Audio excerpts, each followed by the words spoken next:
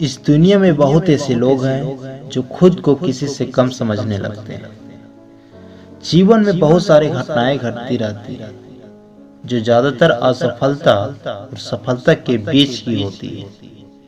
और अक्सर ऐसा होता है कि जब हम असफल होते हैं तो खुद को दूसरों के मुकाबले कमतर आंकने लगते हैं, यानी कि हम खुद की नजर में अपनी वैल्यू को खत्म कर देते हैं, जिसकी वजह से हमारी जिंदगी में नेगेटिव थिंकिंग आना शुरू हो जाता है।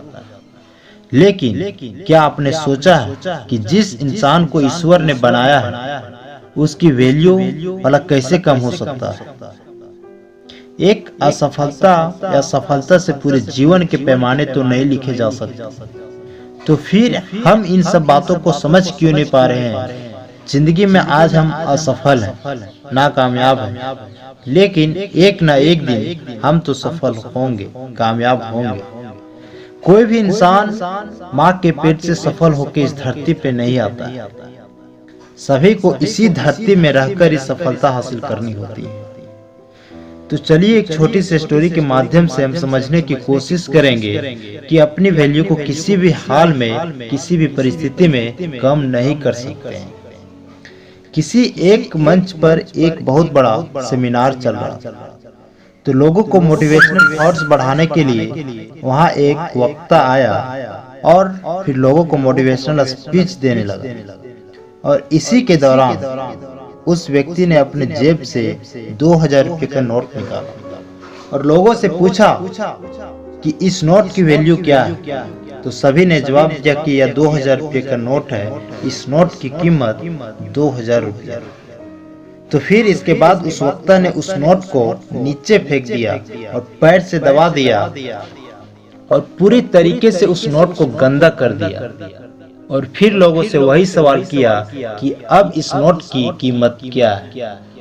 तो फिर से सब बोले कि इस नोट की कीमत 2000 रुपये ही।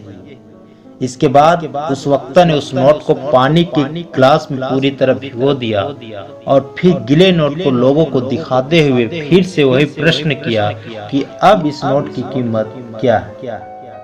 तो हर बार की तरह हर लोगों का जवाब भी वही था कि अब भी इस नोट की कीमत 2000 रुपये ही। तो फिर वो वक्ता लोगों को समझाते हुए कहता है कि देखा आपने, हमने नोट को अलग अलग परिस्थितियों से होकर गुजारा, लेकिन किसी भी परिस्थिति में उसकी वैल्यू कम नहीं हुई। यानी कि 2000 रुपये के नोट का वैल्यू हमेशा 2000 रुपये ही रहे। सेम इसी प्रकार से हमारी वैल्यू को कोई कम नहीं कर सकता है। हम मानते हैं कि जीवन में सुख दुख हार जीत तो लगा रहता है। हमें सिर्फ सफल होने के लिए लगातार काम करने चाहिए। हम जिस भी परिस्थिति में हैं, हमें अपना वैल्यू को कम नहीं करना चाहिए। हमें अपने मन को नियंत्रित करना आना चाहिए, क्योंकि सारा खेल मन का है। भगवान श्री कृष्ण कहते हैं, जो व्यक्ति अपने मन को नियंत्रित नहीं कर सकता, उनके लिए उनका मन दुश्मन के समान होता है। धन्यवाद। Best of luck.